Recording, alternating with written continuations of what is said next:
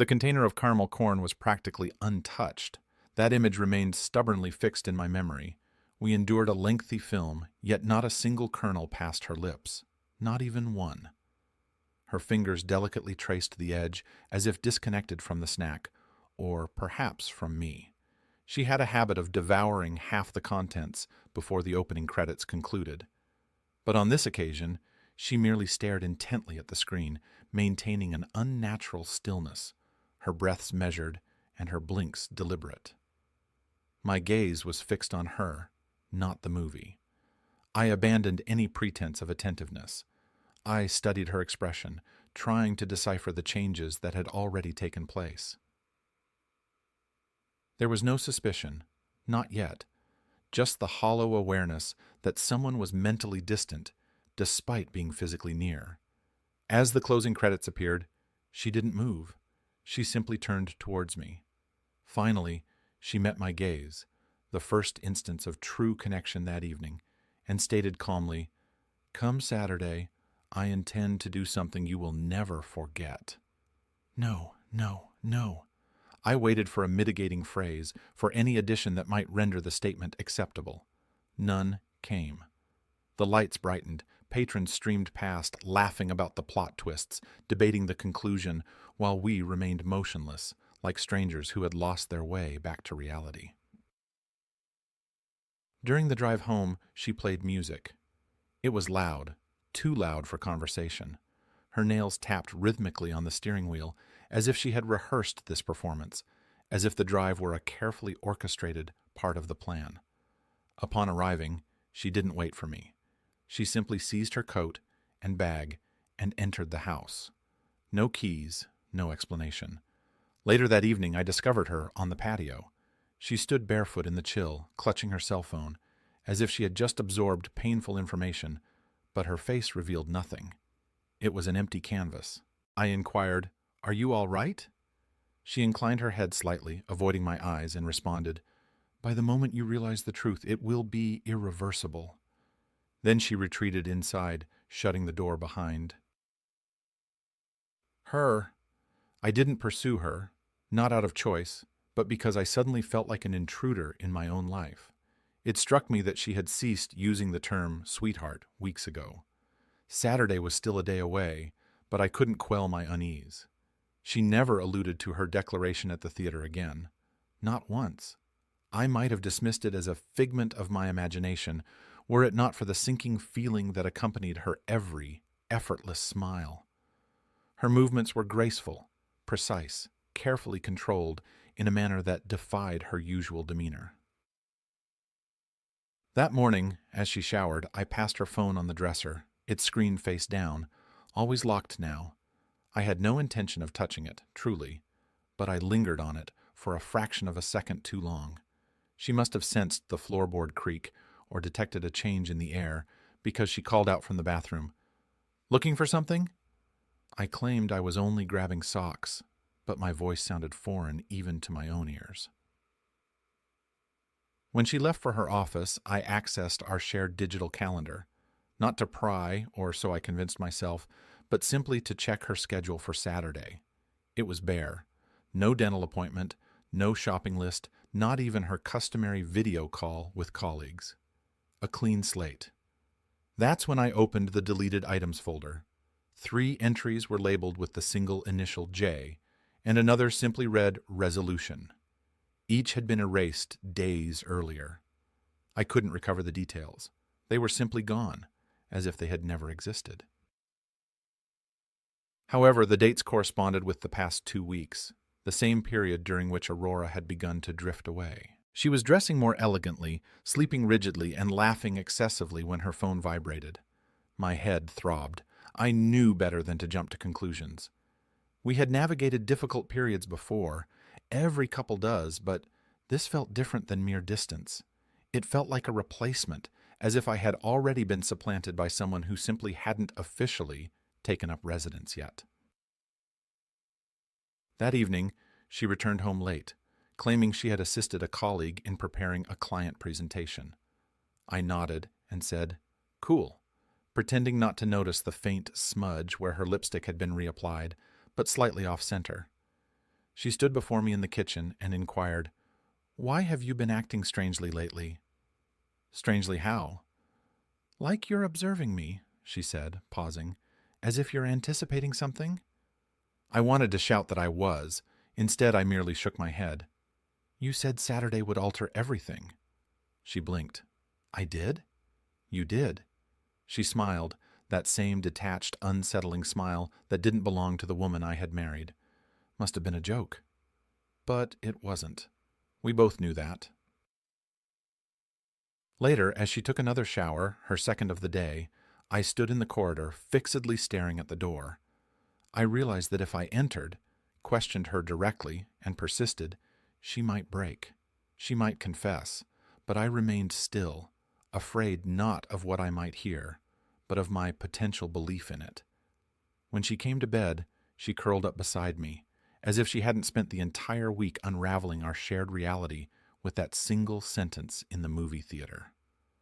I didn't sleep that night, not for a single moment, because tomorrow was Saturday, and whatever she had planned, I knew it no longer involved us. It was centered on her and something or someone else. Saturday arrived looking deceptively ordinary. Blue skies, a cool wind, birds singing at the window as if oblivious to the impending dissolution of my marriage. She came downstairs radiating beauty. That wasn't a compliment, it was a simple truth. She wore a deep crimson dress I hadn't seen in years. Form-fitting, minimalist, deliberate. Her hair was styled as if she were attending a wedding, not going to work, a casual lunch, or a funeral. Something different. Something planned. When I asked, "Big day?" she smiled and replied, "One could say that." Then she poured herself a glass of orange juice. She didn't drink it, staring out the window as if expecting someone or something. I asked where she was going. She explained she was taking a personal day. A massage, perhaps lunch, simply clearing my head. She kissed my forehead and left without glancing back. I didn't follow her, a decision that will likely be remembered as one of the most foolish of my life. At the time, I believed I was being respectful, or perhaps simply afraid of confirming my existing fears. Instead, I waited.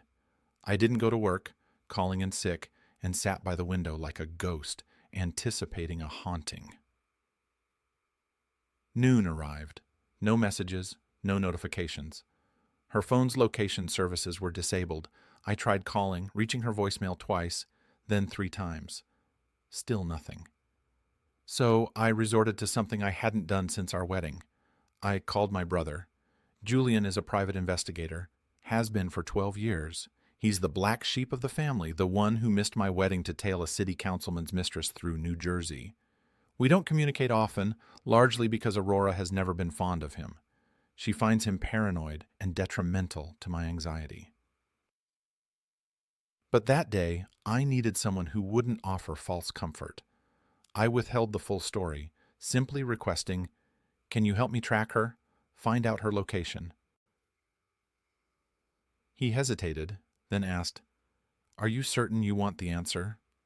I replied, "Uncertainty is worse than any truth." He texted 20 minutes later, "We'll get back to you in a few hours. Stay calm. Don't do anything foolish."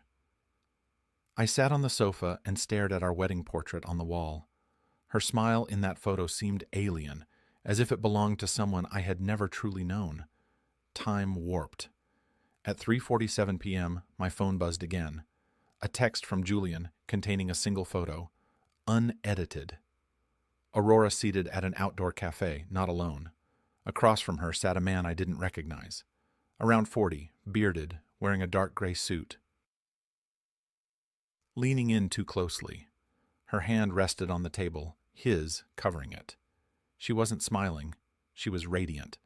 I felt the impact like a physical blow, the kind that elicits a delayed reaction while the brain struggles to process the pain.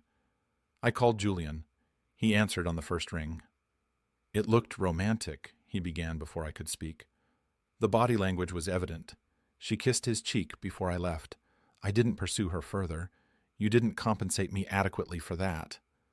I laughed, a hollow, pathetic sound signifying acknowledgement. Somewhere inside, I had already prepared myself for this betrayal. But hearing it, seeing it, was different. Julian's tone softened. "Do you want me to delve deeper?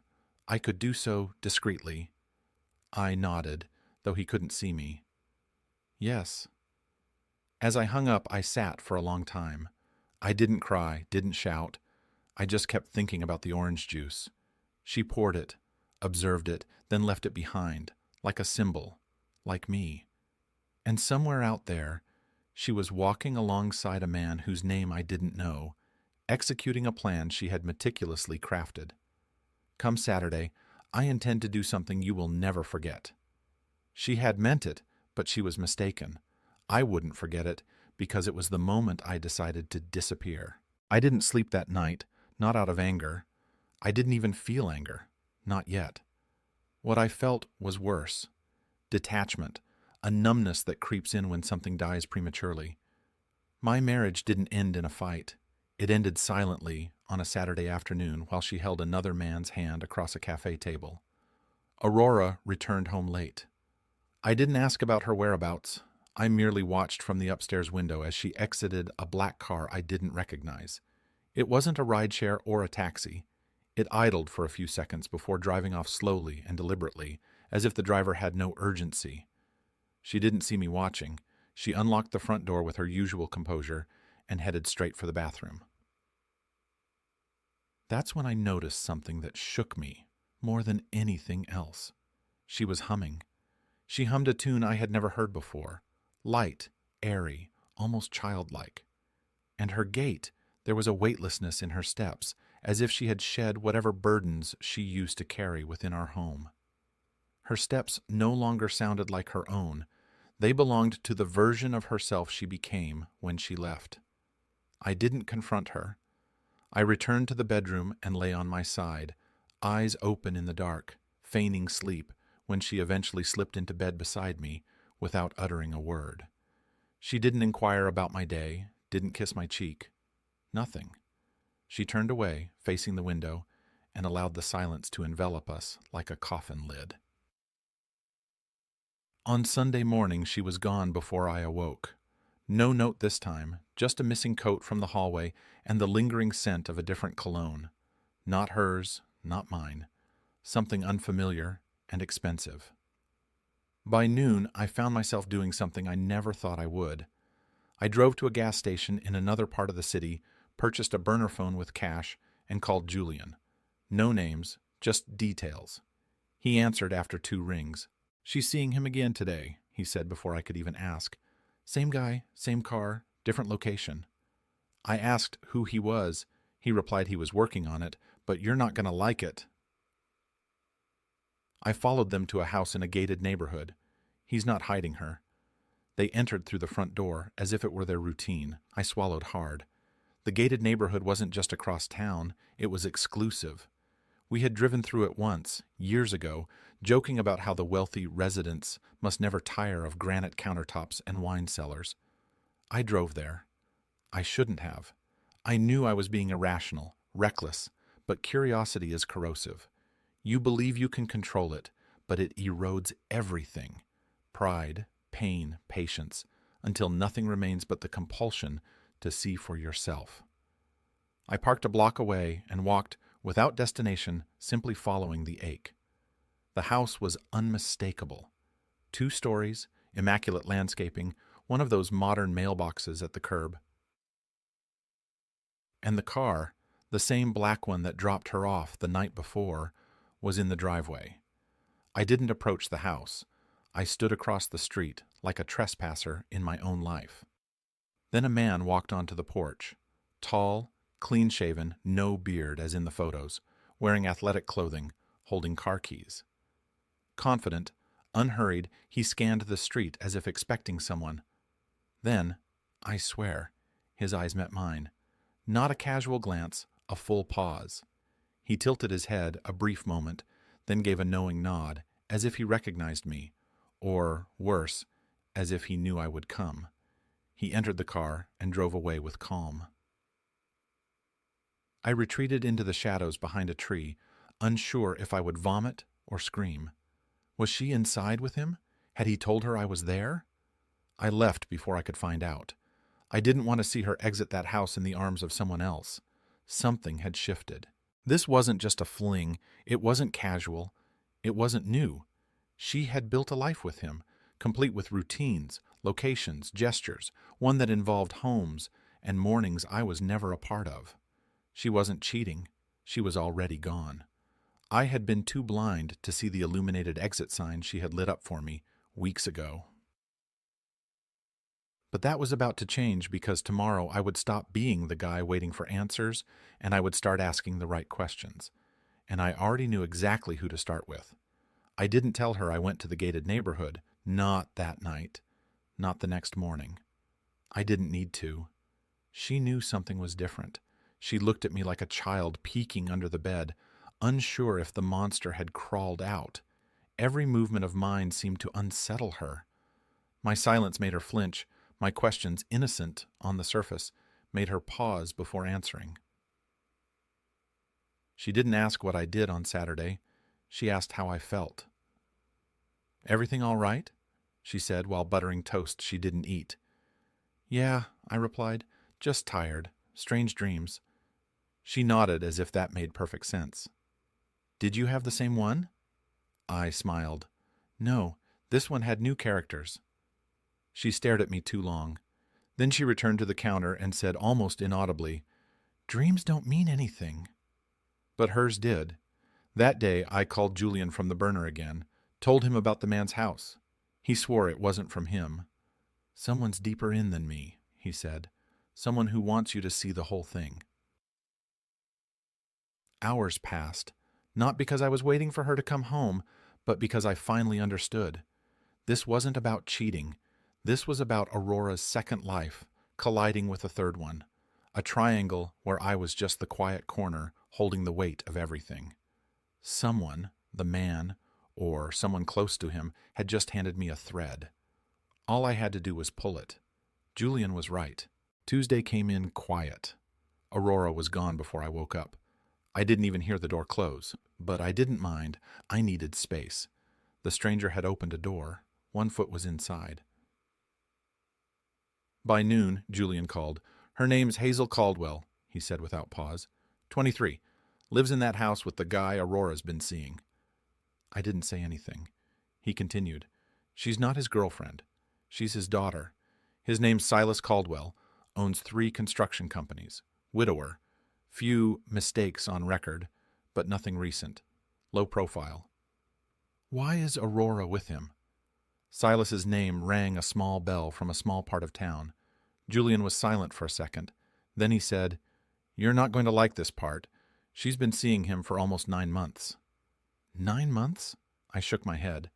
Julian continued, "The headline is that Hazel has been asking around about you for weeks through mutual contacts," Julian said. I leaned back in my chair, heart pounding. Aurora having an affair was bad enough, but a daughter asking around about me? "Do you want me to dig deeper?" Julian asked. I hesitated. Then I said, "No, I want to meet her."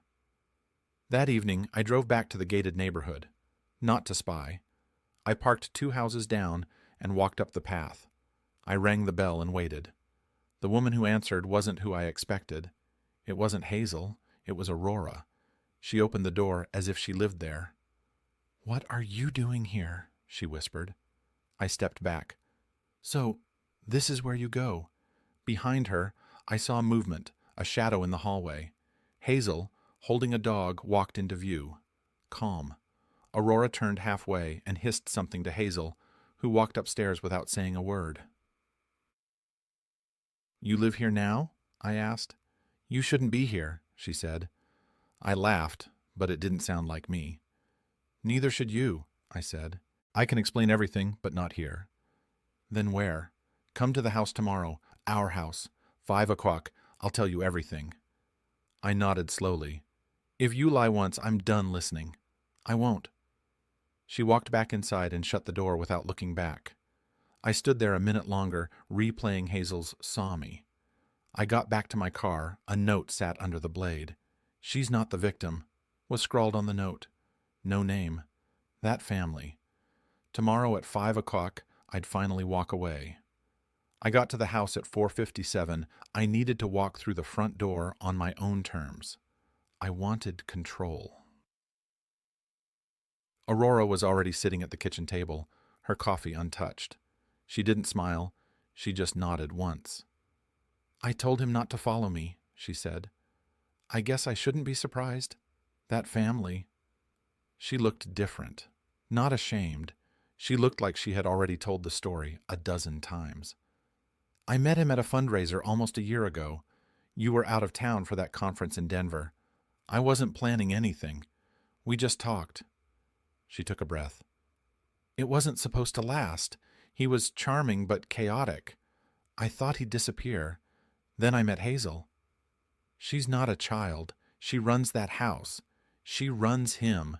She's not innocent. She's the reason I stayed." I leaned forward, confused. "Are you saying what?" "You were manipulated," Aurora said. "Blackmail." She shook her head. "No, I'm saying she wanted me there. She liked me. Maybe because I didn't ask too many questions." I blinked. "Silas, not who you think he is. That house isn't just a house. It's a project." I just sat there. I didn't understand. "They call it structural rehabilitation. It's selective, private. Hazel picks people, mostly women, ones who are married, ones who look like they're cracking." I just sat there. She picked me. I didn't even realize it until it was too late. I thought I was falling in love with a man, but it wasn't about love. It was about leverage. I swallowed. "Why didn't you just leave?" "Because she liked it. That house made me feel alive again until it didn't. And now I can't leave unless I ask," she said quietly. "That's the rule." "The rule? This sounds like a cult," I said, speaking louder. Aurora didn't deny it. She just looked down at her coffee. "You were never the target, but now you're involved." My voice cracked. "How?" She opened a drawer and slid something across the table. A black thumb drive. Evidence of what he does, not just to women. I didn't touch it. She leaned in. "Someone's watching. That person sending you photos, they're part of it. They sent that picture because they want you to act." "And you?" I asked. She finally looked like herself again. "I want out," she whispered. "But I can't leave unless you expose it." I laughed, not out of humor, but disbelief. "You cheat, lie, vanish, and now you're asking me to be your escape hatch." She didn't flinch. "I'm asking you to stop something I was too weak to walk away from," she said, "and maybe to forgive me for everything before that." I stood. "I'll think about it," I said. What I thought was betrayal now looked like a maze. The morning after Aurora gave me the drive, I didn't sleep. I sat at the kitchen table. I plugged it in, and I started to browse. There were dozens of videos of conversations and people breaking down. Not just Aurora, others too. Women I didn't recognize. A man sobbing behind a closed door. There were also financial trails. I sat for hours. I wasn't angry anymore. I was clear. That afternoon I drove to Julian's place. When I walked in and showed him the drive, he didn't speak for a solid 5 minutes. Then he said, "We're burning this whole thing to the ground." I asked him not to involve the police. Not yet. We packaged the footage and handed it all to an investigative journalist he trusted. We didn't tell Aurora. We wanted to see if Silas noticed the pressure. He did. By the third day, Silas disappeared from the house. By the fifth, the property was listed for sale under a shell LLC. By the seventh, the story broke. Private therapy cult targets vulnerable spouses. The headline exploded. Walls went up fast, but it was enough. Aurora didn't reach out. 2 weeks later, I found a letter in our mailbox. "You saved me even when I didn't deserve it. I'm starting over. Thank you. You reminded me what integrity looks like." That night, I sat alone in the living room, lights off, just breathing. The house felt like it belonged to me again. I started to sleep through the night again. I rebuilt a routine. I even went to a divorce meetup my brother bugged me about. That's where I met Ivy. She laughed at my sarcasm and offered me a coffee without asking my name. You picked the wrong room. We didn't rush anything, but we understood each other. That was enough to start. Now, a year later, we're still together. No grand love story, just two people who came out with a clearer idea of what not to settle for. Sometimes I still think about Aurora, but I'm thankful it broke.